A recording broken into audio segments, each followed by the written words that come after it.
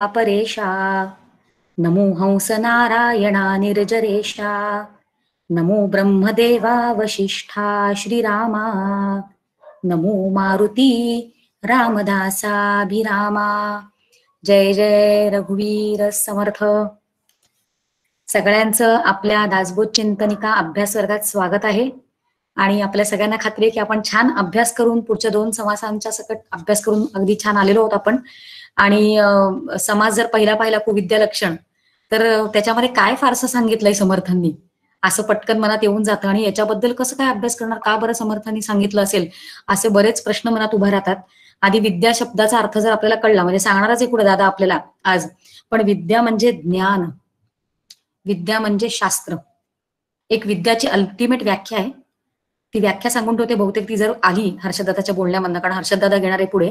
विद्याची व्याख्या आहे म्हणजे जी खरी व्याख्या बरं का, ती सहसा आपल्याला मिळत नाही, पण विद्येची खरी व्याख्या आहे सा विद्या या विमुक्तये, म्हणजे जी मुक्तीकडे आपल्याला नेते तिला विद्या असं म्हणतात. जे ज्ञान, जे शास्त्र आपल्याला मुक्तीकडे नेतं त्याला विद्या असं म्हणतात. आणि एकदा विद्या काय आहे हे कळलं की कुविद्या काय आहे पटकन कळतं. आणि त्याची तर लिस्टच मोठी देऊन ठेवलेली आहे, जी आता आपल्या समोर छान अभ्यासपूर्ण असं चिंतन मांडणार आहे हर्षददादा.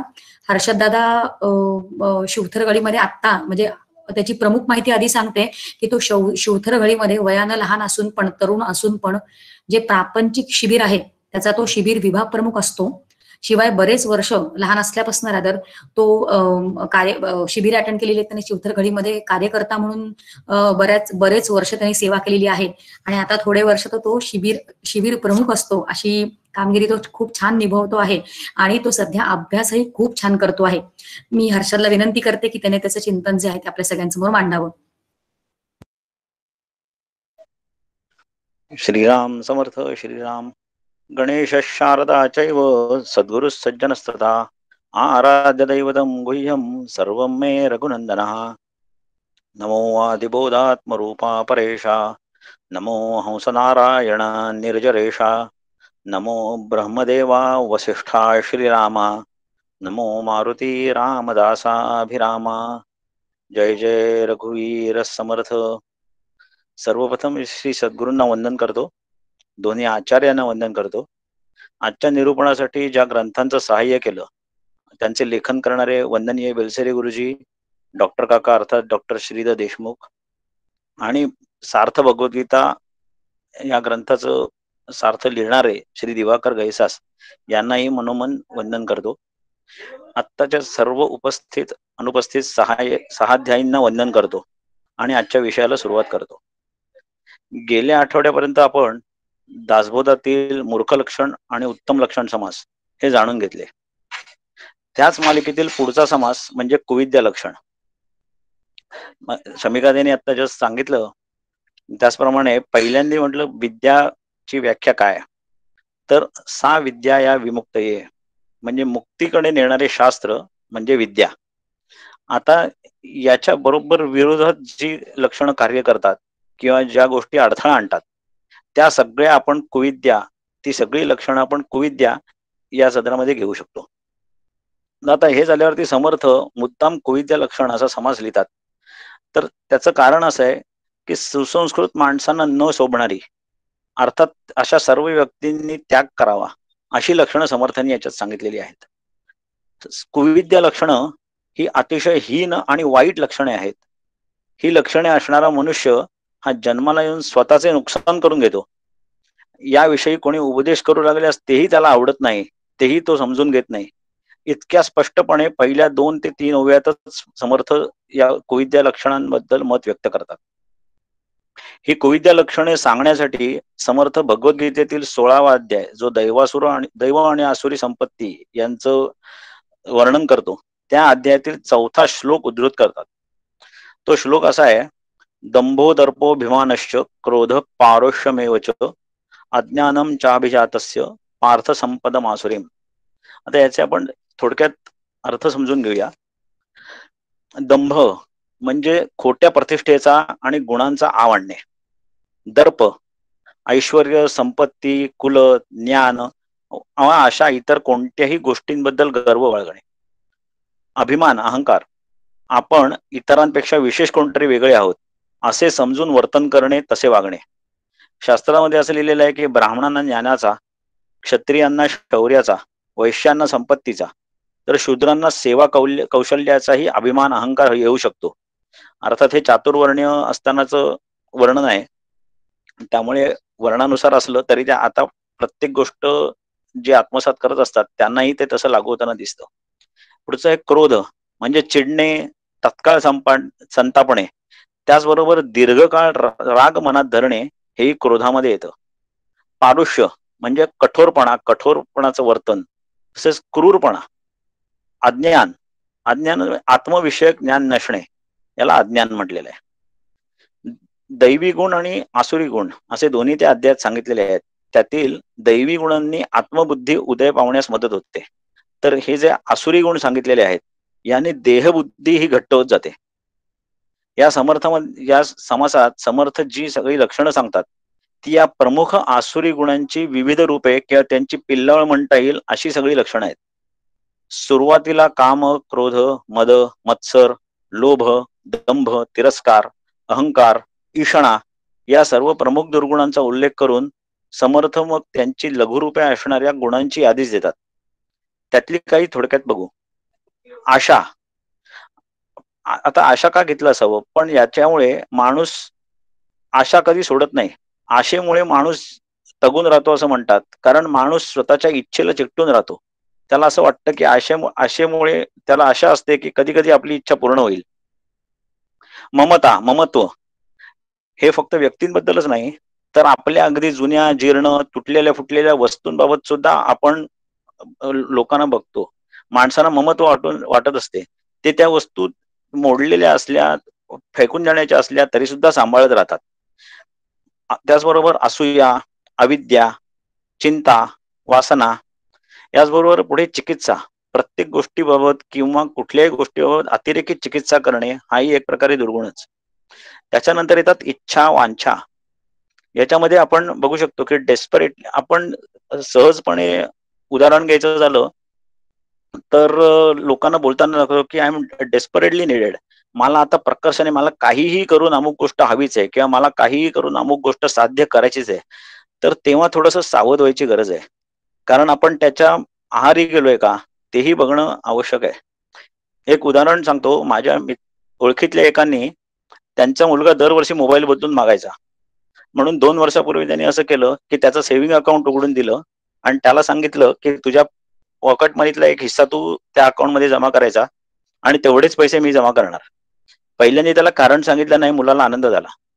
तर त्यांनी ते सेव्हिंग करायला सुरुवात केली. आणि नंतर 6-8 महिन्यांनी मित्रांनी मोबाईल घेतल्यावरती त्याला इच्छा झाली की आपल्याला हा मोबाईल पाहिजे. तर त्यांनी ती व्यक्त केली. त्याच्याबरोबर यांनी सांगितलं की आता एक काम करायचं, आता मी तुला पैसे देणार नाही. आता मोबाईल जर का नवीन घ्यायचा असला तर आपल्या त्या अकाउंट मधून तू पैसे काढायचेस आणि नवीन मोबाईल घ्यायचा. हे सांगितल्याबरोबर त्यांनी सांगितलं नको नको, मी हा मोबाईल अजून काही काळ वापरतो. असं करत करत त्यांनी पुढे 2 ते 2.5 वर्ष तो मोबाईल वापरला. सो आपण कंट्रोल करू शकतो, पण काही वेळेला त्या जर का गरज नसलेल्या इच्छा वांछा असतील तर त्या कुविद्यामध्ये धरल्या पाहिजेत. त्याच्यानंतर येते स्पर्धा. तसं बघायला गेलं तर आजच्या जगात बघता ही आवश्यक गोष्ट आहे. आपल्याला सगळीकडे त्याचा सामना करायला लागतो. पण त्याचा अतिरेक होताना, किंबहुना खूप अतिरेक होताना आपण बघत असतो. मर्यादा बाहेर तुलना ही सुद्धा त्यातून निर्माण होते आणि ही अतिरेकाकडे जाते. त्याच्यामुळे होतं काय, तर मत्सर, क्रोध, अहंकार हे सगळे जे षड्रूपांमध्ये सांगितलेले आहेत ते निर्माण होतात. आणि हे दुर्गुण त्यामुळे स्पर्धा ही समर्थांनी या गुणांमध्ये घेतलेली असावी. अशा विविध लक्षणांनी प्रकट होणारी कुविद्या म्हणजे रोग आहे असे समर्थ म्हणतात. 8व्या वयपासून समर्थ दुर्गुणांच्या वेगळ्या जोड्या सांगतात. त्यातील पहिल्या दुर्गुणाची तीव्रता त्याच्या जोडीला येणारा दुर्गुण अजून वाढवतो किंवा ती अधिकच जाणवून देतो. त्याची काही उदाहरणं आपण बघूया. दरिद्री आणि कृपण अतिशयशी असं समर्थ म्हणतात. त्यात व्यक्ती आधीच दरिद्री असते, त्यात अतिशय कंजूस असते. त्याच्या वर्तनामुळे बाकीची लोक अर्थातच त्याला टाळायला बघणार. तर त्यामुळे हा एक प्रकारे दुर्गुणच ठरतो. आळसी आणि खादाड म्हणजे एकतर त्या व्यक्तीला कष्ट करायला नको असतात, पण खादाडी मात्र भरपूर असते. त्याच्यानंतर आहे दुर्बळ आणि लाताळ, म्हणजे स्वतः शक्तीहीन असतात, पण एखादा व्यक्ती त्यांना शक्तीहीन आहेत म्हणून मदत करायला गेला तर त्यांच्याशी सुद्धा त्यांची वर्तणूक ही तिरसटपणाची दिसून येते. मूर्ख आणि तपिळ, म्हणजे आधीच मूर्ख असतो, म्हणजे त्याला कधी कसे वागावे, कसे वागू नये हे मुळात कळत नसते. आणि त्यात जर का तापटपणा असला तर बघायलाच नको. अभक्त आणि भक्तांशी देखो शकेना, हे म्हणजे स्वतः अभक्त असतात, स्वतः भक्ती करत नाहीत किंवा स्वतः नास्तिक असतात आणि त्यांना दुसरा भक्ती करतोय, दुसरा काही चांगलं करतोय हे सुद्धा बघवत नाही. पापी आणि निंदक, स्वतः पापी आणि त्यात दुसऱ्याची निंदा करण्यात मात्र त्यांना हिरिरीने पुढे असतात. म्हणजे स्वतःच्या दुर्गुणाकडे तर त्यांचं लक्ष नसतंच. दुर्गुण मानतच नाहीत. पण दुसऱ्याची निंदा करण्यात मात्र त्यांना संपूर्ण रस असतो. लंडी आणि उन्मत्त. लंडीचा अर्थ आहे भित्रा आणि उन्मत्त म्हणजे मस्तवालपणा. म्हणजे स्वतः भित्रे असतात, पण तो न दाखवता मस्तवालपणा मात्र भरपूर असतो. नुपरते आणि नष्ट. नुपरते आणि नष्ट म्हणजे विषयासक्त किंवा व्यसनी असतात आणि तरी सुद्धा दुसऱ्याचं नुकसान करायची कायम त्यांची वंचिता दिसून येते. त्यात ते पुढे मागे करत नाहीत किंवा त्याची चिंताही करत नाहीत. अल्पमती आणि वादक, म्हणजे मुळात बुद्धिहीन असतात किंवा अविचारी असतात, पण वाद घालण्यास किंवा एखाद्या ठिकाणी वादविवाद करण्यात मात्र तरी सुद्धा उत्सुकता असते. सूक्ष्म आणि त्रासक, कुशब्दे करू नये, म्हणजे कपटी असतात आणि वाईट शब्दांनी त्यात दुसऱ्यांना त्रास देण्यात आनंद मानणारे असतात. या समासातील 11वी ओवी विशेष मार्मिक आहे. आपलेच नीट अवलोकन केले तर आपल्याकडून सुद्धा असे घडल्याचे आपल्याला जाणवू शकते, किंबहुना जाणवते सुद्धा. त्यात ती अशी आहे, निर्णय आणि नायके, नये आणि न शिके, न करी आणि न देखे अभ्यास दृष्टी.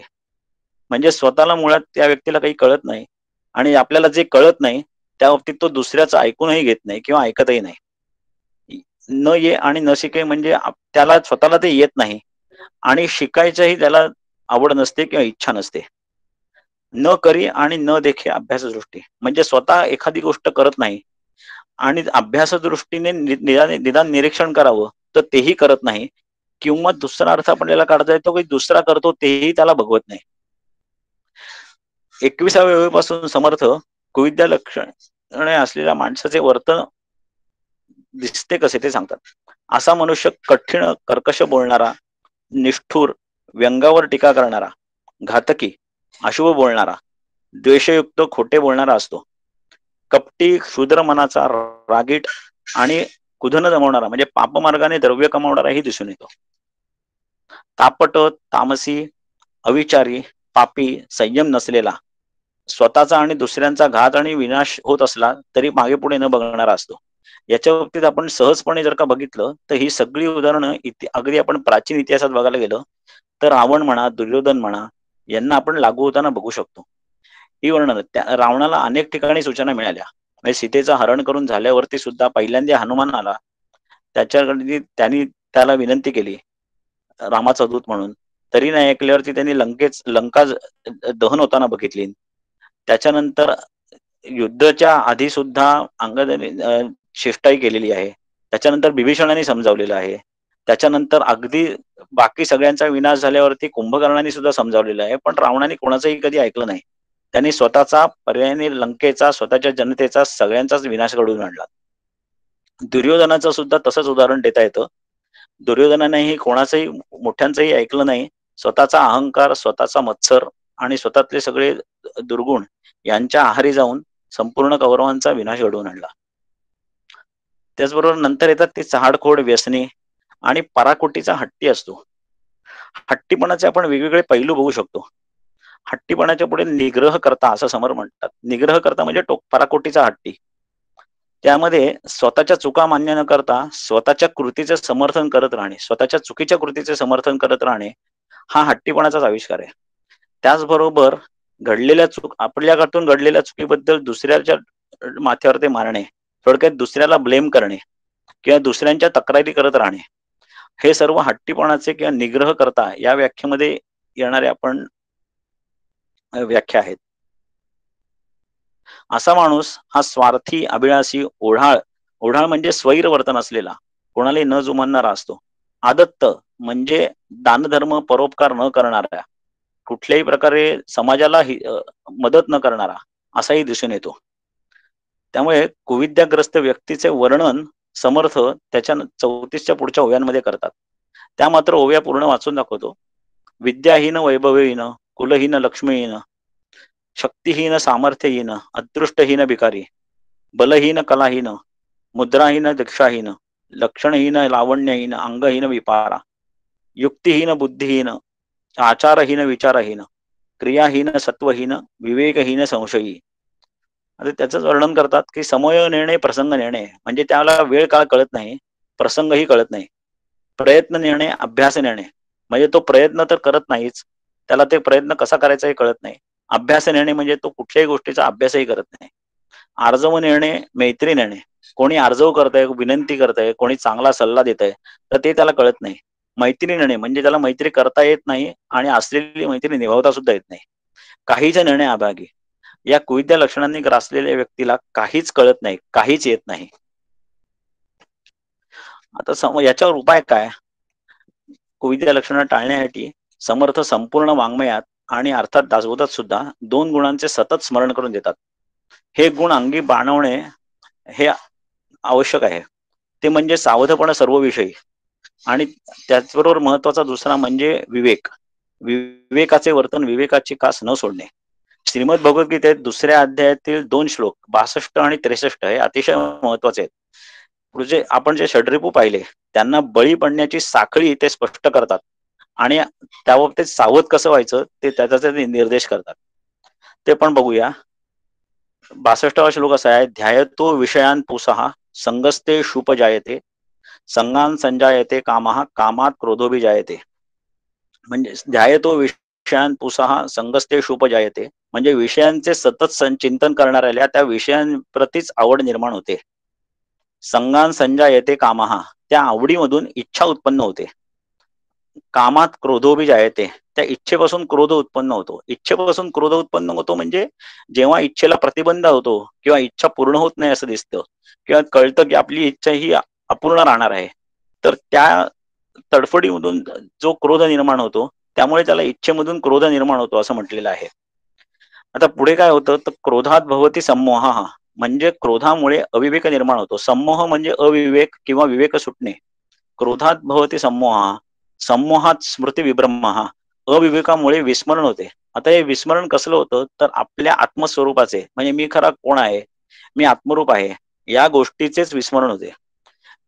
स्मृतिभ्रंशात बुद्धिनाशो, विस्मरणामुळे बुद्धी नष्ट होते. आणि बुद्धी ही निश्चयात्मक सांगितलेली आहे, त्यामुळे निश्चयात्मक बुद्धी ही नष्ट होते. त्या चांगल्या वाईटाचं भान सुटतं आणि बुद्धिनाशात प्रणश्यती, अर्थात चांगल्या वाईटाचं भान सुटलं की मग चुकीचे निर्णय घेतले जातात आणि त्या माणसाचा किंवा त्याच्या कर्तव्याचा किंवा त्याच्या ध्येयापासून तो ढळतो आणि सर्वस्वाचा नाश होतो.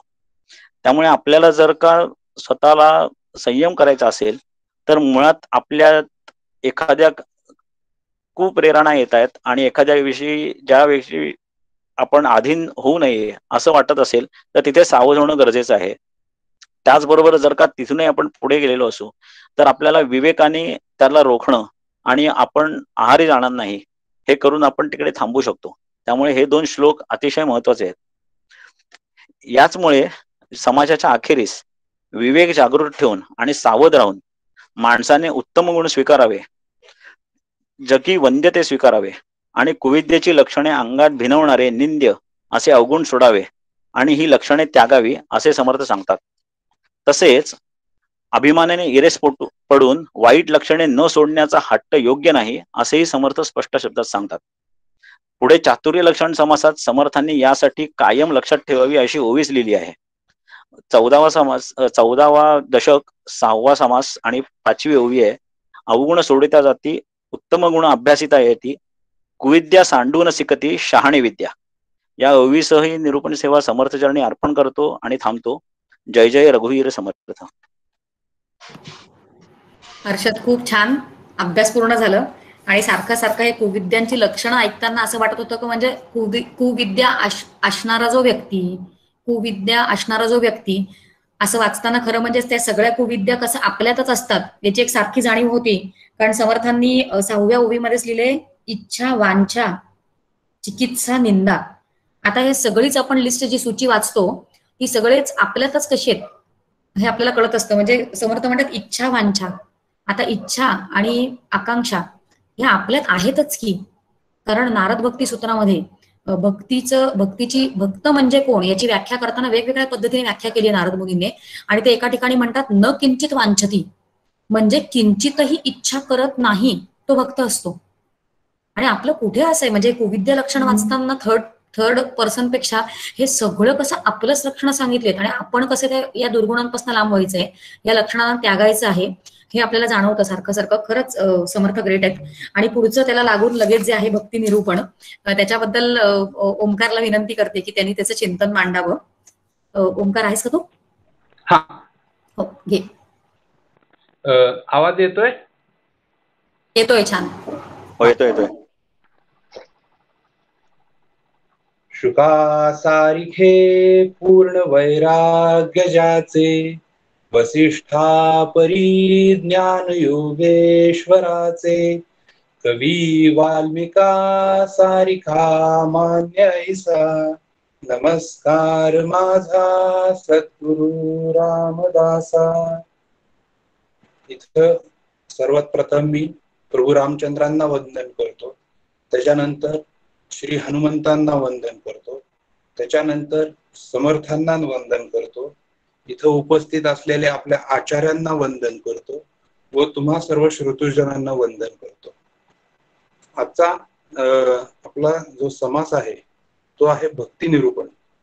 दशक दुसरा मूर्ख लक्षणाचा, समास 14 भक्ती निरूपण.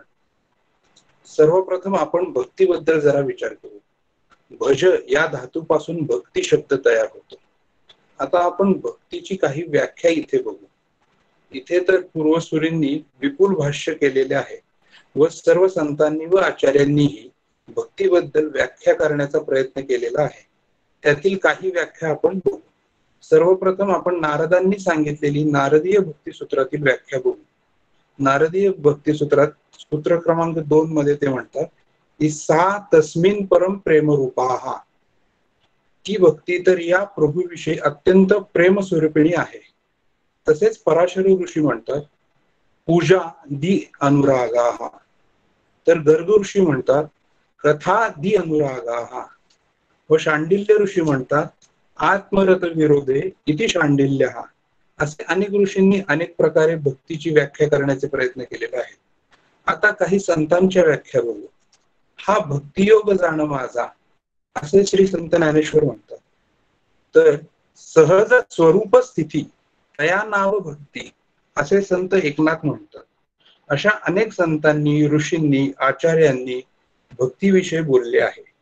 आता आपण भक्त या संकल्पनेविषयी जरा विचार करू. भक्त हा भगवंताला अत्यंत प्रिय असतो. जो विभक्त नाही तो भक्त असे म्हटले जाते. श्रीमद भागवतगीतेत भगवान श्रीकृष्ण अध्याय 12 भक्तियोग सांगताना अर्जुनाला म्हणतात मया वेश्य मनो ये माम नित्ययुक्त उपासते, श्रद्धया परयोपेतास्ते मे युक्ततमा मताहा. श्री भगवान म्हणाले जे आपले मन माझ्या साकार रूपावर स्थिर करतात आणि दृढ दिव्य श्रद्धेने माझी सतत उपासना करण्यामध्ये संलग्न झालेले असतात ते माझ्या मते सर्वोत्तम भक्त आहेत. अशा प्रकारे भगवान श्रीकृष्ण उत्तम भक्ताचे वर्णन करतात.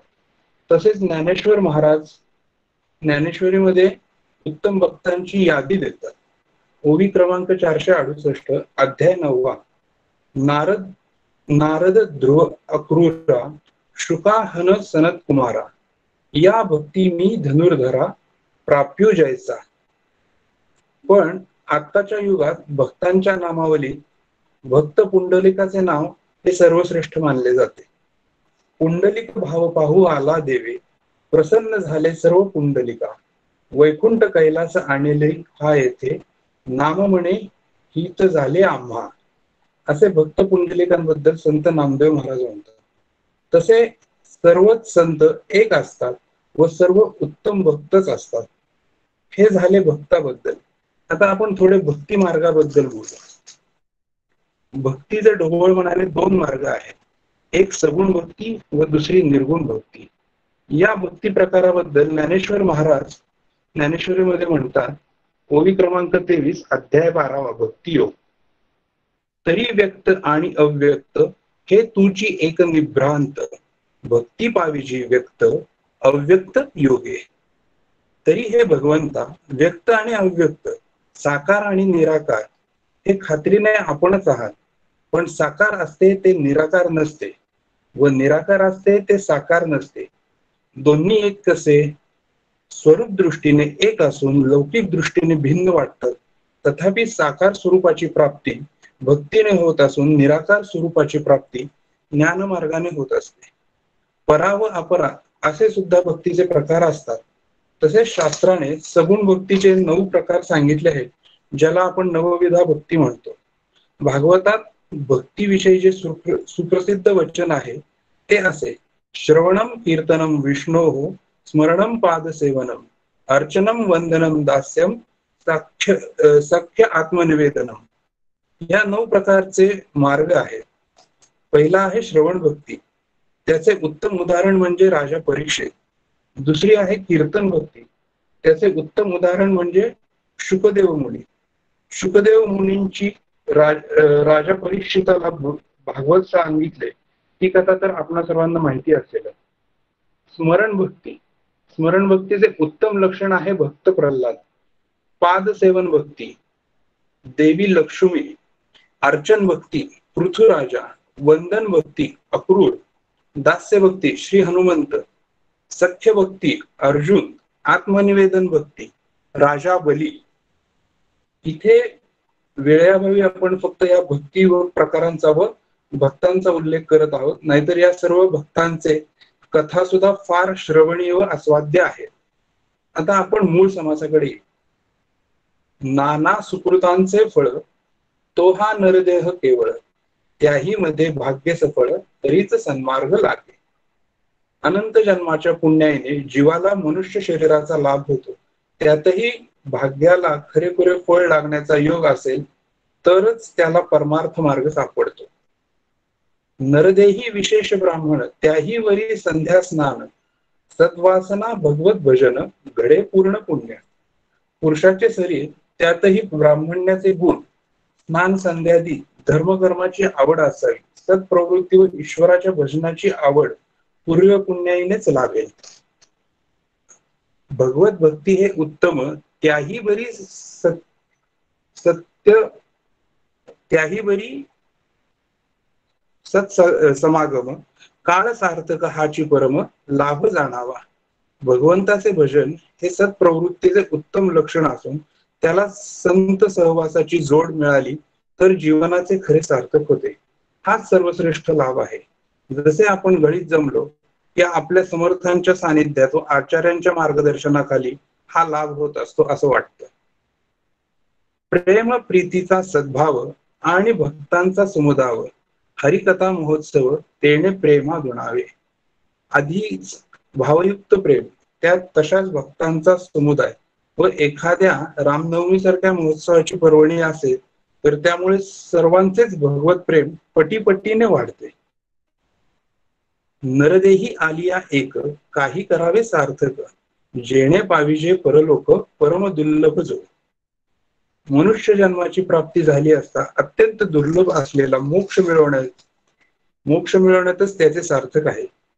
ही सार्थकता कशा कशात आहे याची यादी समर्थ पुढे देतात. श्लोक क्रमांक 6 ते श्लोक क्रमांक 11 मधील ही यादी आहे. ब्रह्मयुक्त भक्ती म्हणजे ज्याला वैदिक कर्म म्हणतो अशी. दया, दान, भजन, अनुतापे करावा त्याग म्हणजेच थोडक्यात विरक्ती. भक्तियोग, संग साधूजनांचा, शास्त्राचा दांडोळा घ्यावा म्हणजे शास्त्र वाचावी, तीर्थाटन करावे, पुनश्चरण करावे, परोपकार करावा, ज्ञानाचा विचार करावा, निरूपण करावे, विवेक करावा, वेदांची आज्ञा पाळावी, कर्मकांड करावे, काया वाचा मने पत्रे फुले फळे या सर्वही प्रकारे ईश्वरासच भजावे म्हणजे भक्ती करावी. वरीलपैकी एक एक गोष्टीवर सविस्तर विचार करण्यास खूप वेळ लागेल, पण थोडक्यात एक शब्द आपण इथं पाहू. विवेक हा शब्द.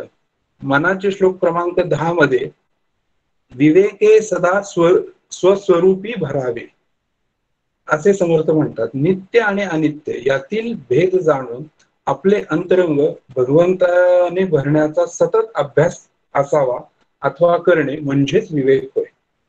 विवेकाचा अर्थ पृथक्करण करून निवड करणे हाही होय. असं आपण जसं हंसा हंसो बका बको हे जे सुभाषित नेहमी म्हणतो त्याचप्रमाणे आता इथं आपण विवेकाचे प्रकार बघू अगदी थोडक्यात. आत्मविवेक, देहामध्ये जड, अचेतन किंवा अनात्म भाग कोणता व चेतन भाग कोणता याचा विचार करून चेतन आत्मा स्वीकारणे याला आत्मविवेक म्हणतात. सारासार विवेक, जगतात सार तत्व काय व असार काय, नश्वर काय हे ठरवणे याला सारासार विवेक म्हणतात. नित्यानित्य विवेक म्हणजे सच्चिदानंद स्वरूप आत्मा व असं जड दुःखरूप मायादी जगत आहे याला नित्यानित्य विवेक म्हणतात. जन्मा आलिया फळ काही करावे सफळ, ऐसे न करिता निर्फळ भूमिभार होय. मनुष्य जन्माला आल्यानंतर त्यात ह्या रीतीने सफलता प्राप्त करून घ्यावी. असे केले नाही तर केवळ भूमीला भार होऊन राहण्याचा प्रसंग येतो. इथे भूमिभार हा शब्द राष्ट्र या अर्थाने घेतला तरी आत्महित व राष्ट्रहित ज्यात आहे तेच करावे असे समर्थ सुचवतात की काय. नरदेहांचे उचित काही करावे आत्महित, यथानुशक्त्या चित्तवित्त सर्वोत्तमी लावावे.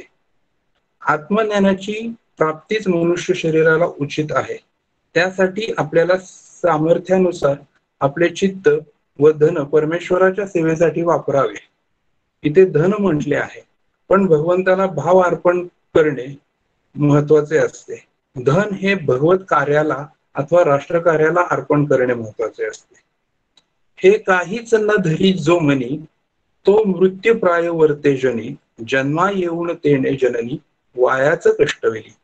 यातील एक ही गोष्ट करण्याचे ज्याच्या मनात सुद्धा येत नाही तो जिवंत असून जणू मेल्याप्रमाणे समाजात जगतो.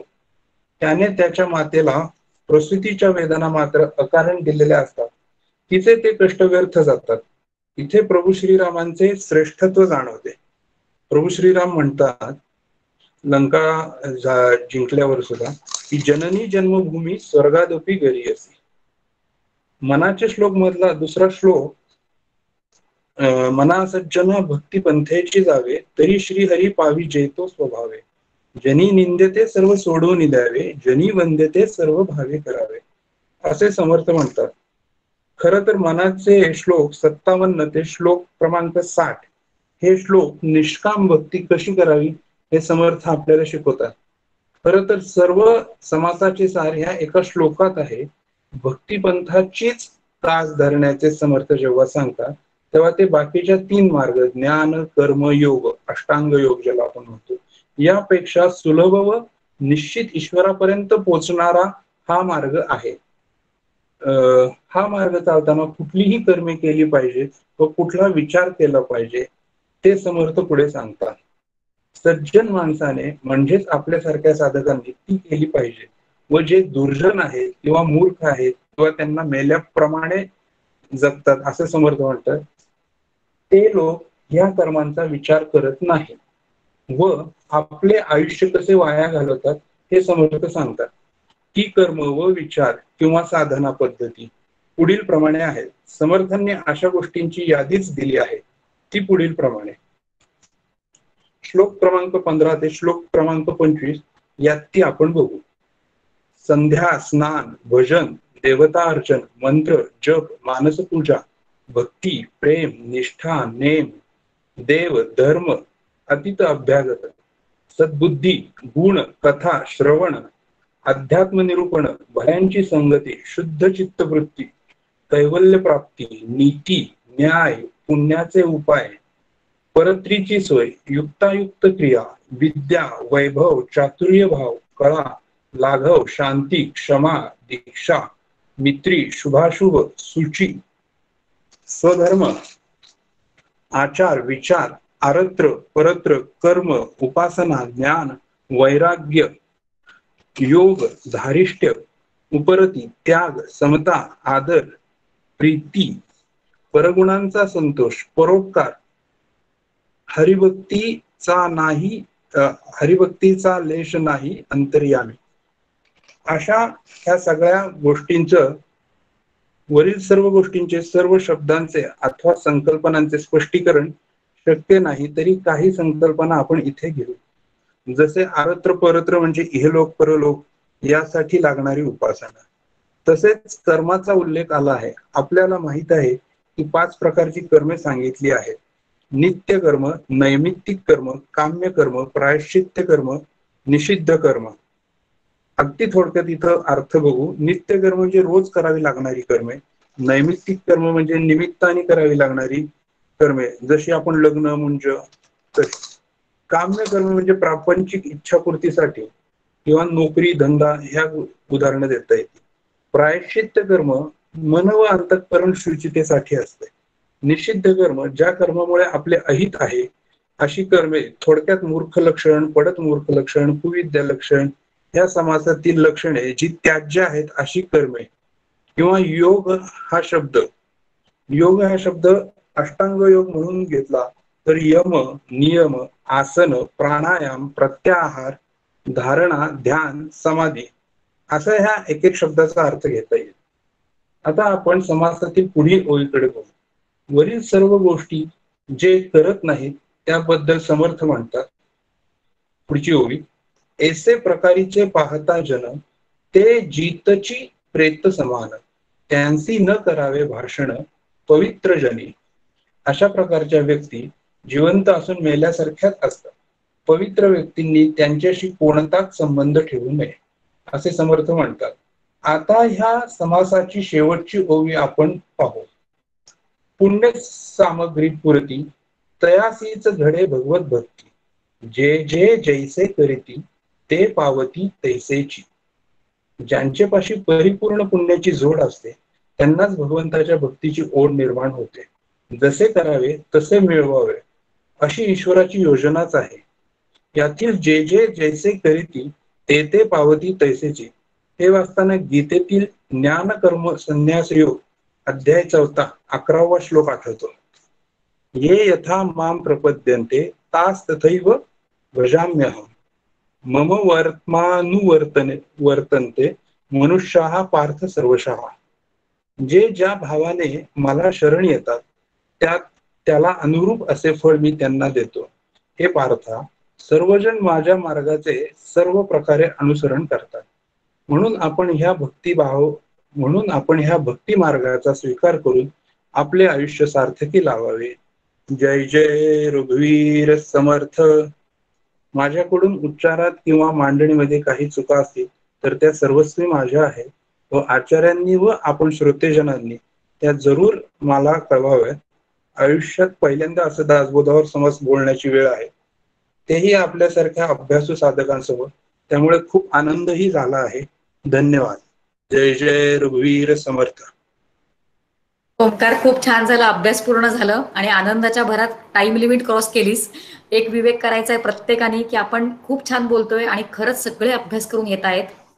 आपण वेळा फक्त सांभाळत जाऊया आणि वेळेत आपण आपला विचार मांडायचा, कारण आपल्याला अगदी श्लोक टू श्लोक न घेता त्याचा सार मांडता आला. म्हणजे आता विवेकाची पण तू पुढे सांगत बसलास वगैरे, तर ते खूप छान झालं. आणि एक गोष्ट मात्र नक्की कळली की तुला हा समाज खूप छान कळला आणि तुझ्यामुळे आम्हालाही छान कळला. पण आपण सगळ्यांनी एक काळजी घ्यायची आहे की आपण वेळा सांभाळतोय म्हणजे आपलं जे नियोजन आहे 15-15-15, कारण समर्थांचं त्याच्यावर पण कटाक्ष आहे. हे एक फक्त इनपुट माझ्याकडनं, बाकी आचार्य देतील. आपण आज थोडासा बदल करतोय की आधी आपण सगळ्यांसाठी ओपन अप करत असतो ग्रुप, पण आज आपण आचार्यांना आधी सांगतोय, कारण आचार्यांकडनं ऐकणं, त्यांच्याकडनं येणं आणि त्यांच्याकडनं हे समजून घेणं हे महत्वाचं आहे. आणि जसं प्राजक्ताताईने ग्रुपमध्ये टाकलं की आपल्यालाही काही प्रश्न असू शकतात, पण आचार्यांच्या वक्तव्यामधनं ते प्रश्नांची उत्तरच आपल्याला मिळून जाण्याची शक्यता असते. आणि त्याच्यावरही काही जर असतील प्रश्न तरी आपण नंतर घेऊया. तर आता मी आचार्यांना सांगते की त्यांनी त्यांचे विचार मांडावेत.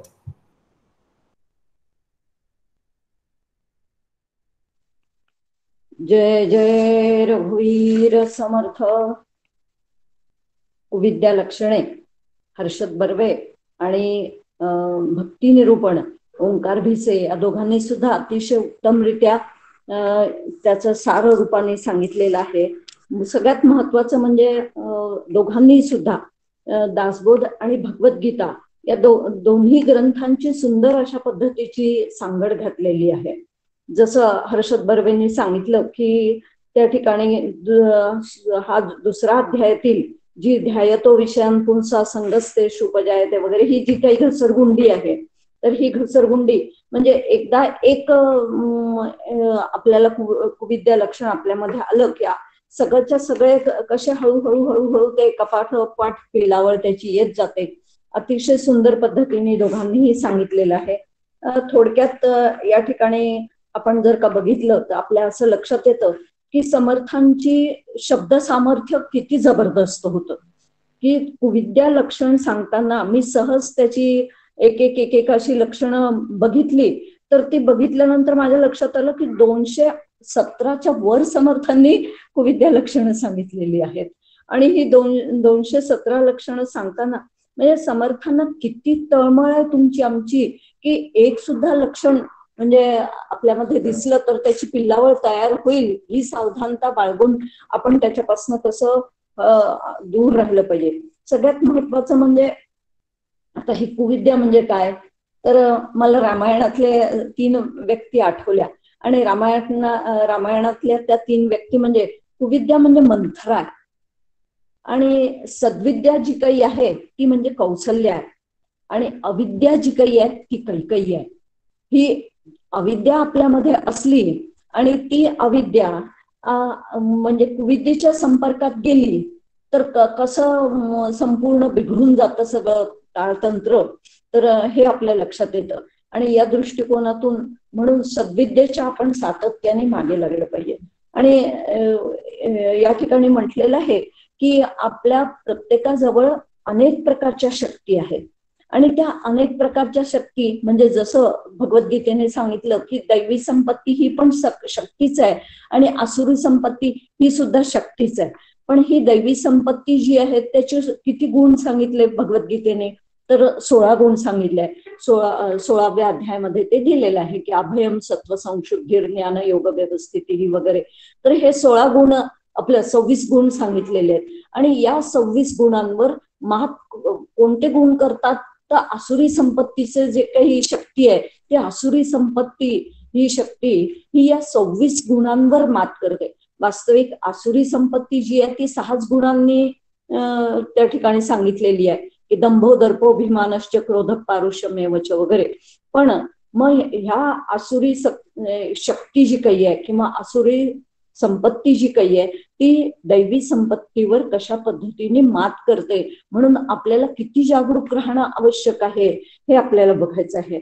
आणि ह्या शक्तीचा उपयोग आपण कसा करतो यावर आमची उन्नती किंवा अवनती जी काही आहे ती अवलंबून असते.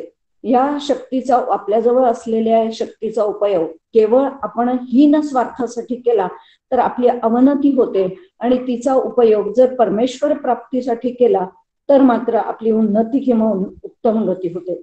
आणि या दृष्टिकोनातून तर आपल्याला एक साधं उदाहरण घेता येऊ शकतं की शक्ती आहे पण त्या शक्तीचा आम्ही उपयोग काय करतो आहोत याच्यावरती आपली अवनती किंवा उन्नती अवलंबून आहे. जसं की आकपटीची एक काडी असते, त्या आकपटीच्या एका काडीने आपण ती उगाळून एखादं घर पेटवून देऊ शकतो आणि संपूर्णपणे त्या घराचा नाश पण करू शकतो. तीच आकपटीची काडी आपण उगाळून एखाद्या घरामध्ये असलेला अंधकार जो काही आहे तो अंधकार एखादा दिवा पेटवून तो अंधकार नाहीसा करू शकतो आणि संपूर्ण खोली संपूर्ण घर आपण प्रकाशमय करू शकतो.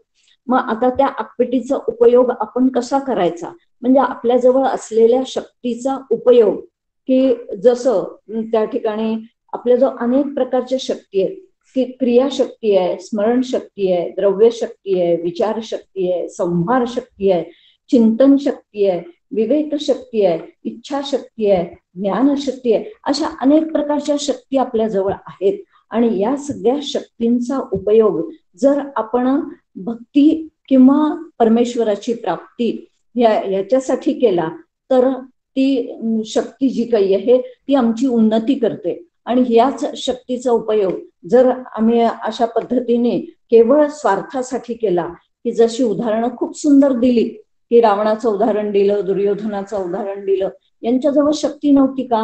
यांच्याजवळ सुद्धा शक्ती होती, पण त्या शक्तीचा उपयोग हीन स्वार्थासाठी त्यांनी केला आणि म्हणून त्यांची अवनती झाली असं आपण बघितलं. आणि या दृष्टिकोनातून ह्या मग शक्तीचा, आपल्याजवळ असलेल्या शक्तीचा उपयोग आपल्याला जास्तीत जास्त परमेश्वर प्राप्तीच्या दृष्टिकोनातून करून जर का घेता आला तर आमची निश्चितपणे उन्नती होणार आहे. आणि म्हणून मला यातली एका ओवीवर जरा थोडंसं लक्ष केंद्रित करावं असं वाटतं आहे, की ती 10वी ओवी आहे पहा. आणि त्या 10वी ओवी मध्ये त्यांनी म्हटलं आहे की पाळावी वेदांची आज्ञा, कर्मकांड उपासना, जेणे होईजे ज्ञान अधिकार पात्र. आणि पाळावी वेदांची आज्ञा, ते म्हणतात सुरुवात कशी करा या संदर्भामध्ये समर्थांची आणखीन एक ओवी स्फुट काव्यामध्ये ते म्हणतात, आधी ते करावे कर्म, कर्म मार्गे उपासना, उपासका सापडे ज्ञान, ज्ञाने मोक्षची पावणे. आपण ज्ञानाला अधिकार पात्र व्हावं या दृष्टिकोनातून आधी आम्ही काय केलं पाहिजे, तर ते म्हणतात पाळावी वेदांची आज्ञा. आणि मग वेदांची आज्ञा पाळावी म्हणजे मग नेमकं काय करावं, तर वेदांनी जे काही सांगितलेलं आहे, वेदांनी फक्त थोडक्यामध्ये आपल्याला संतांनी सांगितलं की वेदांची आज्ञा पाळायची म्हणजे काय करायचं, तर वेदांनी 3 विधी सांगितलेले आहे आणि 3 निषेध सांगितलेले आहेत. 3 विधी जे सांगितले ते स्वधर्म पालन पहिलं, दुसरं सत्संग आणि तिसरं सत्यवचन. या 3 गोष्टी पाळल्या तर अख्खा वेदांची पूर्ण आज्ञा पाळल्यासारखं होतं. या 3 गोष्टी विधीमध्ये येतात आणि 3 गोष्टी निषेधामध्ये येतात. आणि निषेधामध्ये त्यांनी सांगितलं की ह्या कटाक्षाने ह्या गोष्टी टाळल्या पाहिजे. ते 3 निषेध कोणते, तर परद्रव्य, परस्त्री आणि परनिंदा. आणि यामुळे आपण अशा पद्धतीने हे जर का 3 निषेध आणि 3 विधी जर का आपण पाळल्या, आता आपण वेदांची आज्ञा पाळल्यासारखं होतं. आणि ही वेदांची आज्ञा पाळली आणि तशा पद्धतीने आम्ही जर का वागलो आणि तशा पद्धतीने कर्म करत गेलो, कर्म करता करताच उपासना करत गेलो, कर्मकांड उपासना, जेणे होईजे ज्ञाना अधिकार पात्र. आणि मग आमच्या ज्ञानासाठी अधिकार केव्हा पात्र होईल, तर आम्ही केव्हा पात्र हो ज्ञानासाठी, तर अशा पद्धतीने वेदांची आज्ञा पाळत पाळत, विधी निषेध पाळत पाळत कर्म करत गेलो आणि उपासना करत गेलो, तर त्या कर्माचं फळ जे आहे चित्तशुद्ध, निष्काम कर्माचं फळ चित्तशुद्ध आणि निष्काम उपासनेचं फळ चित्तशांती, हे दोन्हीही जर का घडत गेलं तर हळूहळू आम्ही ज्ञानाला पात्र होऊ. आणि म्हणून ही ओवी मला याच्यातली महत्वाची वाटली आणि त्या दृष्टिकोनातून हा जो काही विचार आहे तो विचार मी या ठिकाणी मांडलेला आहे. अतिशय सुंदर अशा पद्धतीने दोघांनीही निरूपण केलाय. त्या दोघांचंही अभिनंदन करते. आणि विशेष करून या दोघांनी सुद्धा भगवद्गीता इतर ऋषी सुद्धा काय म्हणत आहेत, की जसं शांडिल्य ऋषींनी भक्तीविषयी काय सांगितलं, गर्ग ऋषींनी काय सांगितलं, नारद महर्षी काय सांगतात वगैरे, सगळा अतिशय अशा सगळ्या ग्रंथांचा आढावा घेत घेत दोघांनी पण निरूपण केलेलं आहे. आणि या ठिकाणी मला जो विचार मांडायचा होता तो मांडला आहे. आता अलकाताई याच्यावरती आणखीन प्रकाश टाकतील अशी मी अलकाताईंना विनंती करते. म्हणजे ओंकारने घेताना भक्ती म्हणजे काय, भक्ताची व्याख्या काय, भक्ती मार्ग म्हणजे काय, असं करत करत संपूर्ण छानच सुंदर विचार मांडला. आणि आता पण जसं मावशी तू सांगितलंस की वेदांची आज्ञा पाळा म्हणजे विधी ते पाळित, निषेधा ते गाळित, मज देऊन अर्पित कर्मफळे, की विधीचं पालन आणि हे सगळं शिकवणारे जे आहेत ते वेद आहेत. आणि वेदांपासून आपण जितके दूर जातोय तितके दुःखांनाच आमंत्रण आपण देत आहोत. अलकाताईंना विनंती करते की त्यांनी आपल्याला प्रबोधन करावं पुढेच. जय जय रघुवीर समर्थ. आधी पहिल्यांदी हर्षद बर्वे आणि ओंकार दोघांचं मनपूर्वक कौतुक. हर्षद तरी गोष्टी सांगायचा किंवा बरेच वर्ष तो कार्यकर्ता आहे म्हणून तो छान बोलणार खात्रीच होती. पण ओंकार इतका पहिल्यांदी घाबरत बोलला होता तरी पण अभ्यास भरपूर केला आणि चांगला विषय मांडला. त्यामुळे दोघांचं मनपूर्वक आधी कौतुक करते. त्यामुळे तुम्ही काय सांगितलं ते मी आता सांगणार नाही, कारण ते सगळ्यांनी ऐकलेलं आहे. अतिशय गीतेचा अभ्यास केलेला आहे, अनेक ग्रंथांचा अभ्यास करून काकांचा दासबोध आहे, बेलसरे गुरूंचा दासबोध आहे, त्यातले सगळं जे जे चांगलं चांगलं तुम्ही आहेत ते एकत्र केलेलं आहे. तो दोघांकडे विवेक उत्तम आहे आणि त्यामुळे दोघांनी चांगल्या विवेकाचा वापर केलेला आहे. त्यामुळे दोघांचं मनपूर्वक कौतुक. माधुरीताईंनी पण आता खूप छान विषय सांगितले की विद्या म्हणजे काय, कुविद्या म्हणजे काय आणि सद्विद्या म्हणजे काय, आणि त्याचप्रमाणे रामायणामध्ये असलेली ती पात्र कोणती कोणती आहेत तीही सांगितलं. नंतर 3 विधी कोणते पाळायचे आहेत आणि 3 निषेध कोणते गाळायचे आहेत वेदामधला, हाही विषय अतिशय सुंदर झाला. आता मी माझ्या विषयाकडे येते. मला पहिल्यांदा एक सांगायचं की गेल्या वेळेला मी चुकून असं म्हणाले होते की वेदांमध्ये वर्ण नाहीत. वेदांमध्ये वर्ण नाहीत, नाही, वेदांमध्ये वर्ण आहेत, वेदांमध्ये जाती नाहीत. त्या वर्णाचा कधीतरी पुन्हा विचार करू. आज मी तो विषय तिथे सोडून टाकते. पण वेदांमध्ये वर्ण आहेत, जाती नाहीत, हे मला पहिल्यांदा सांगायचं.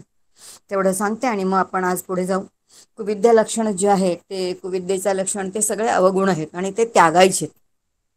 आणि ते जर त्यागायचे आहेत त्यामुळे ते आपण नक्की निश्चित त्यागायचे आहेत. त्यामुळे त्याच्यावरती काही खूप पुन्हा चिंतन करणं असं नाही. जे झालं ते उष्कळ झालेलं आहे. आणि त्यातले कोणते काही जे आहेत की बरेच वेळेला असं होतं की आपण म्हणतो की हे जे दुर्गुण आहेत ते फक्त काही वाईट लोकांकडेच आहेत असं नाही का. मला एक काका खूप सुंदर गोष्ट सांगायची, शिवथर गळीतली गोष्ट सांगते मुद्दा मी. काका म्हणाले एक अत्यंत साधा भोळा सज्जन माणूस होता. साधा भोळा सज्जन भाबडा माणूस होता आणि एक ठग होता. आणि असा साध्या भोळ्या माणसाकडे तो ठग गेला आणि त्या ठगाने सांगितलं की तू जर मला 100 रुपये दिलेस तर मी त्या 100 रुपयाचे तुला 200 रुपये करून दे. आता एवढं ऐकल्यानंतर त्या साध्या भोळ्या सात्विक भाबड्या माणसांनी 100 रुपये काढून दिले. ज्याला दिले तो ठग आहे, तो 100 रुपये घेऊन पळून गेला. कथा एवढीच आहे. पण काका म्हणाले इथे विचार करा की त्या ठगाला आपण ठग म्हणतोय, त्याला 100 रुपयाचीच आवश्यकता आहे. आणि ज्याला आपण साधा भोळा भाबडा सात्विक असंही म्हणतोय त्यांनी नको का बुद्धीचा वापर करायला. आणि कोणी मला 100चे 200 रुपये करून देईल का. यालाही 100 जास्त हवेत, त्यालाही 100 हवेत. दोघांची इच्छा 100 रुपयाचीच आहे. पण ज्याने एकाने धरली त्याला आपण साधा भोळा भाबडा असं म्हणतो आणि एकाला ठग म्हणतो. याचा अर्थ काय आहे. अतिसत्वगुणाने सुद्धा जर एखादा इच्छा वांछा असेल तर तीही गडबडीचीच आहे. आपण मात्र त्याच्यावरती काय करतो की त्या सत्वगुणांचा आधार घेतो आणि त्याचे जे काही दोष आहेत ते लपवण्याचा प्रयत्न करतो. तसं नाही आहे. ते म्हणाले साध्या भोळ्या माणसाला सुद्धा शेवटी इच्छा आणि वांछा आहे आणि जिथे आहे तिथे तो फसला जाण्याची शक्यता आहे. कारण मागणी तसा पुरवठा जगामध्ये असणार आहे. तुम्हाला मागणी जर अवास्तव असेल तर अवास्तव देणारे तुम्हाला फसवणारच आहेत. त्यामुळे दोघेही ठगच आहेत. फक्त एक साधा भोळा असं काहीतरी आहे आणि एक मात्र खरंच ठग आहे. तेव्हा आपल्याला जागृतपणे साधकांना समजून घ्यायचं की आम्ही कोणत्या ठिकाणी जायचं. कोणाकडे कुविद्या लक्षण, आता हे सगळं कुविद्या लक्षणं चाललंय. त्या संदर्भामध्ये मी ती कथा सांगितली. पुढचा जो समास आहे तो भक्ती निरूपण आहे. भक्तीच्या संदर्भामध्ये ओंकारने बरंच म्हणजे भागवताचाही आधार घेतला. सगळ्या भक्तीच्या जेवढे म्हणून ग्रंथ आहेत त्या सगळ्या भक्तींचा आधार घेऊन सांगितलं. पण एक खूप साधी सोपी व्याख्या केली जाते ती म्हणजे भक्ती ही अंतरंगाची स्थिती आहे. भक्ती म्हणजे परमेश्वरावरती असलेलं निरपेक्ष प्रेम. किती साधी सोपी व्याख्या आहे. परमेश्वरावरचं निरपेक्ष प्रेम म्हणजे भक्ती आहे. आणि भक्ती असं म्हटलेलं आहे, भगवंताची असणारी आसक्ती त्यालाच भक्ती असं म्हटलेलं आहे. आता लक्षात येईल की त्या भक्तीचं अभिव्यक्ती कशाच्या माध्यमातून होतं ते ती शक्तीच्या माध्यमातून होते. आणि ती कशी होते हा सगळा विचार आता माधुरीताईंनी घेतलाय. त्यामुळे भक्तीच्या साह्याने आपल्याला सद्विचार घ्यायचे आहेत आणि त्या शक्तीचा चांगल्या ठिकाणी वापर करायचा. हा विचार आपण आत्ता बघितला. आणि आता थोड्या आणखीन 1-2-3 भक्तीच्या खूप सुंदर व्याख्या आहेत बरं का, अतिशय सुरेख व्याख्या आहेत, त्या बघूया आपण. असं म्हटलंय समर्थांची तर व्याख्या आपण बघितली, न विभक्ता स भक्ता, जो भक्त विभक्त नाही तो भक्त आहे. पुढे म्हटले भजताम उक्तया इति भक्ती ही यस्य ईश्वर अनुराग हा इति भक्ती. म्हणजे मनुष्य ईश्वराच्या वेगळ्या भूमिका समजून घेऊन त्याची वेगवेगळी नावं घेतो, त्याला वेगवेगळ्या विशेषणांनी त्याचं पूजन करतो, त्याला भक्ती म्हणतात.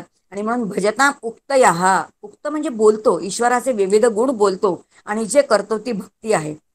आणखीन एक भक्तीची सुंदर व्याख्या दिली, भक्तस्य ईश्वरानुरागा इति भक्ती ही. भक्ताचा ईश्वरावरती असणारं निरपेक्ष प्रेम, त्याच्यावरती असणारा प्रेमपूर्वक व्यवहार, त्याला भक्ती म्हटलेलं आहे. आणि शंकराचार्यांनी भक्तीची व्याख्या खूप सुंदर केली. आचार्य म्हणतात, आत्मानुसंधानम इति भक्ती, आत्म्याचं अनुसंधान ठेवणं हीच भक्ती असं म्हटलेलं आहे. आणि भक्त जेव्हा आपण म्हणतो मी भगवंताचा भक्त आहे, तेव्हा मी भक्त होणं म्हणजे काय? भगवंत जर माझ्या पूजनीय असेल, भगवंत पूजनीय आहे, भगवंत महान आहे, तर मी कसं आहे, तर मी पूज्य, पूज्य म्हणजे मी शून्य, शून्य म्हणजे माझं अस्तित्वच नाही. आणि जिथे पूज्य म्हणजे मी अवस्था रहित आहे, मी रिकामा आहे, असा जर मी खराच रिकामा झालो तर मी शिष्य झालो भगवंताच्या पुढे. असे रिकामे आपण होतो का? नाही होत. आणि म्हणून भक्ती, समर्थ या ठिकाणी भक्ती निरूपण आपल्याला सांगतायत. आणि भक्ती निरूपण करताना समर्थांनी प्रेम हा शब्द वापरलाय बरं का. आता भक्ती आणि प्रेम, आत्म्याचं वर्णन करताना सातू परमप्रेम स्वरूपा म्हटले की आत्म्याचं स्वरूप प्रेमस्वरूप आहे. आणि म्हणून तुम्हाला आम्हाला सगळ्यांच्या विषयी प्रेम वाटतं, ही भक्तीची पहिली पायरी आहे. आणि मग त्यानंतर प्रेमातून आपण भक्तीमध्ये कुठे होतो, प्रविष्ट होतो. एक हिंदी सुंदर ग्रंथ आहे, शास्त्रशुद्ध भक्तीचा ग्रंथ आहे. त्या ग्रंथामध्ये भक्ती आणि प्रेम ह्याच्यामध्ये काही फरक आहे का, खूप सुंदर सांगितलं. त्यांनी असं म्हटलं, प्रेम जे आहे ते अकारण आहे. एखाद्या मुलाचं मुलीवरती प्रेम का बसतं? सुंदर असेल आणि तो कुरूप असेल, कारण सांगता येत नाही, अकारण आहे. पण भक्तीचं तसं नाही. भक्ती आपली श्रद्धा त्याच्यावरतीच बसते ज्याच्याकडे काही अलौकिक गुण आहेत. म्हणजे प्रेमामध्ये अकारणता आहे, भक्तीमध्ये सकारणता आहे, विशेष सद्गुणांचं प्रगटीकरण आहे. प्रेमामध्ये काय आहे, तर ज्याचं माझ्यावरती प्रेम आहे त्याच्यावरती इतर कोणी प्रेम केलेलं मला चालतं का हो? माझ्या पतीवरती माझं प्रेम आहे, आता माझ्या पतीवरती जर दुसऱ्या कोणी प्रेम केलेलं, मला खरं सांगा, पत्नी म्हणून चालेल का? नाही चालणार. याचा अर्थ प्रेम ज्याच्यावरती आहे, ज्याच्यावरती ते माझं असावं अशी त्या जो प्रेम करणार आहे त्याची इच्छा आहे. पण भक्ताचं तसं नाही आहे. जे माझं भगवंताचं म्हणजे माझं उपास्य दैवत आहे त्याच्यावरती सगळ्यांनी निष्ठा ठेवावी, सगळ्यांनी त्याच्यावरती प्रेम करावं असं वाटतं. आणि म्हणून प्रेमामध्ये खोली आहे असं म्हटले. जे एकमेकांवरती प्रेम करतात, आपण बघितलं वासू आणि काय सिनेमामध्ये बघितलं, अनेक काही सिनेमा आहेत की ही रांझा आहे किंवा वासू सपना आहे, की ज्याच्यामध्ये एक गेला की दुसरा स्वतःचं आयुष्य संपवून टाकतो. म्हणून ज्याच्यावरती माझं प्रेम आहे त्याच्यासाठी माझं जीवन मला समर्पित करण्याचं म्हणजे संपवूनच टाकण्याचं. अविवेकच आहे तो खरं तर, पण तो आहे. म्हणून प्रेमामध्ये खोली आहे असं म्हटलंय. आणि भक्तीमध्ये व्यापकता आहे. जसं मी जर समर्थांची भक्त असेल तर मी कोणाकडे गेले तर म्हणते, अहो तुम्ही एकदा गडावरती याच, हो तुम्ही एकदा घडीमध्ये याच, आमच्या समर्थांकडे काय काय आहे बघा, आमचे समर्थ कसे आहेत, आमचे समर्थ असे आहेत, आमचे समर्थ. याचा अर्थ भक्तीमध्ये सर्वांना सामावून घेणं आहे, व्यापकता आहे. आणि यासाठी प्रेमातून आपल्याला कुठे जायचंय, तर भक्तीमध्ये जायचंय. आणि मग भक्तीमध्ये काय आहे, तर ती व्यापकता सहजच आपल्यामध्ये येते आणि ती आली पाहिजे. आणि म्हणून भक्ती, भगवंतावरती असणारी विलक्षण प्रीती, भगवंताची आसक्ती हीच भक्ती असं म्हटलंय. आणि आता भगवंत, भक्तीमध्ये भगवंत हा पहिल्यांदी आहे, लक्षात घे. आपण भक्तीचा खूप विचार केला, पण भक्ती कुणावरती करायची आहे? एक तर आत्मानुसंधान हा ज्ञानाचा विषय झाला, पण समर्थ म्हणतात रामावरती करा. रामावरती जर भक्ती करायची असेल तर तो भगवंत आहे. मग भगवंत कोण आहे? भगवंताचं स्वरूप काय? कारण भक्त जर भक्ती करत असेल तर भक्त हा साधक आहे, भक्ती आहे त्याचं साधन आहे, आणि भगवंत आहे त्याचं साध्य असेल तर भगवंत म्हणजे काय? भग याचा अर्थ सद्गुण. जो 6 गुणांनी युक्त आहे त्याला षड्गुणेश्वर म्हणतात. यशस्वी, औदार्य, करुणा, ज्ञान, धर्म किंवा वैराग्य. या 6 गुणांनी जो युक्त आहे त्याला भगवंत म्हणतात. आणि त्या भगवंताची केलेली भक्ती, कोणाची भक्ती आहे? पोराची पण भक्ती करतो का? प्रपंचाची भक्ती तर तुम्हाला आम्हाला आहेच, आसक्तीच आहे ती. म्हणून भक्ती कोणाची करायची हे महत्वाचे आहे. समर्थांना इथे कोणाची भक्ती अपेक्षित आहे, तर ती भगवंताची भक्ती अपेक्षित आहे. आणि भगवंत याचा अर्थ जो सद्गुणांचा आहे, याचाच अर्थ भगवंताच्या निमित्ताने आपण सद्गुणांची पूजा केली पाहिजे, सद्गुणांचं अवतरण झालं पाहिजे. हे भक्तीचं स्वरूप आहे आणि ते आपल्याला समजून घेऊन करायचंय. आणि म्हणून भक्ती निरूपण ह्याच्यासाठी आहे की एकतर तिथे मी कोणाचा तरी होणं, जसं लहान मुले घरामध्ये ते आईचं त्याला इतकं असतं आई वडिलांचं की त्याला काही काळजी नसते, कारण त्याला माहिती आहे आई माझी काळजी घेणारी आहे. तसं मी भक्त होणं, भगवंताचं होणं, याचा अर्थ माझं जीवनाचं संपूर्ण जे काही आहे म्हणजे दोरी ती त्याच्या हातामध्ये समर्पित करणं. आणि त्याच्या हातामध्ये समर्पित करणं म्हणजे मी मोकळं होणं. आणि मी मोकळं होणं म्हणजेच काय, तर मी रिकाम होणं. आणि मी रिकाम होणं म्हणजे काय, आपण आता भक्तीची व्याख्या बघितली, जी भक्तीची व्याख्या बघितली. मी रिकामा व्हायचं म्हणजे काय, तर मला मुळामध्ये परमेश्वराच्या चरणी जाऊन माझ्या अंतःकरण जे आहे ते सगळे तिथे विकार त्या ठिकाणी संपवून मी अंतःकरणाने मोकळं होणं, जेणेकरून त्याची कृपा, संतांचा बोध तिथे आपल्याला भरता येईल. आणि त्यासाठी भक्ती निरूपण आहे. आणि हे भक्ती निरूपण समर्थाने कधी सांगितलंय, कुविद्येनंतर लगेच सांगितलंय. याचा अर्थ आधी आपल्याला स्वतःला बघायचंय, आपले दुर्गुण काढायचे आणि दुर्गुण काढल्यानंतर तिथे सद्गुणाने युक्त अशा भगवंताला भरायचंय. म्हणून समर्थ या ठिकाणी भक्तीचं निरूपण सांगतायत. प्रेम म्हणजे काय आणि भक्ती म्हणजे काय, आणि भक्तीच्या 5-6 व्याख्या आपण बघितल्या.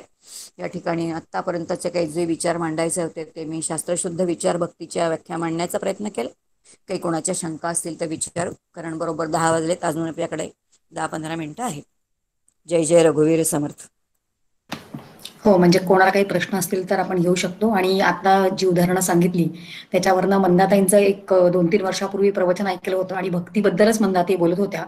आणि त्याच्यामध्ये आता अलकाताईंनी कसं ते वासू आणि सपनाचं उदाहरण दिलं, तसं मंदाताईंनी हीर रांजाचं उदाहरण प्रेमासंदर्भात दिलं होतं.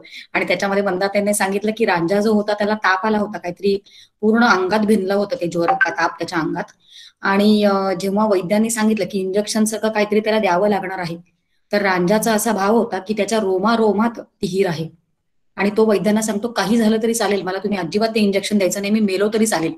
तेव्हा वैद्यांनी विचारलं की असं तू का म्हणतोयस, तेव्हा तो असं म्हणतो की माझ्या रोमारोमात ती आहे आणि मला तुम्ही इंजेक्शन सगळं काहीतरी दिलं तर तिला त्रास होईल आणि तिला त्रास होऊ नये कारण ते मी बघू शकणार नाही. तर असा त्याचा भाव. म्हणजे आपण म्हणजे याच्यामधनं, या उदाहरणामधनं आपण तसा भाव शिकायचा की आपल्या रोमारोमात आपण ज्याच्यावर प्रेम करतो भगवंतावर, तसा आपला भाव असतो का, असं हे शिकवण्यासाठी मंदाताईने उदाहरण दिलं होतं. ते पटकन आता आठवलं म्हणून घेतलं. कुणाला काही प्रश्न असतील तर ते आपण घेऊ शकतो, नाहीतर आपण ग्रुपमध्ये घेऊ शकतो. मला सगळं बरीचशी प्रश्नांची उत्तर आपल्याला मिळालीच असतील आता. कोणाला काही प्रश्न असतील तर विचारा आता पटकन. नमस्कार, मी विवेक गोसावी. मला एक प्रश्न होता. भक्ती आसक्ती आपला हा विषय चालला होता. तर भक्ती आसक्ती व अनुराग यात काही साम्य आहे का, किंवा त्याच्यामध्ये काही फरक आहे का? मला थोडं त्याबद्दल क्लॅरिटी मिळाली तर प्लीज बरं होईल. धन्यवाद. कधी घेताय का?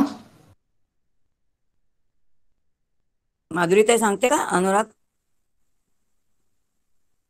माधुरी सांगते का अनुराग? आणि हा, आसक्ती जी आहे ती प्रपंचाविषयीची असते, पण जेव्हा भगवंताविषयीची आसक्ती असते तेव्हा त्याला भक्ती असं म्हणतात. म्हणून भगवंताविषयीची आसक्ती म्हणजे भगवंताविषयीचं प्रेम, अनुराग जो आहे तो अनुराग भगवंताविषयीचा असला तर तो आम्हाला आनंदाला कारणीभूत होतो.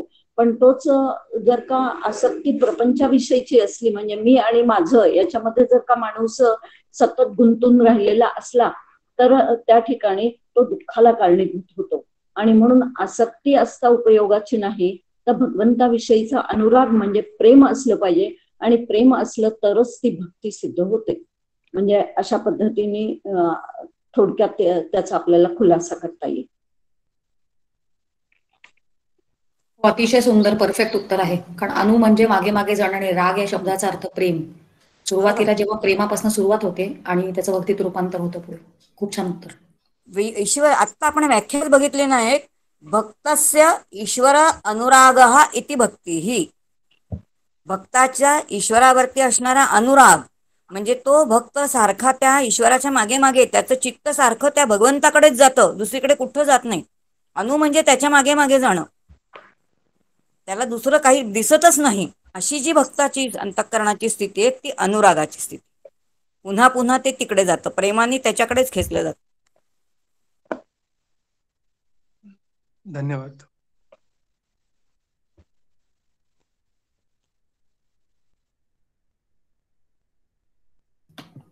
आता काही प्रश्न नसतील तर ग्रुपवर आपण विचारू शकतो. तशी पण वेळ पूर्ण झालेली आहे. मृणालला शेवटचा श्लोक घ्यायला सांगू का?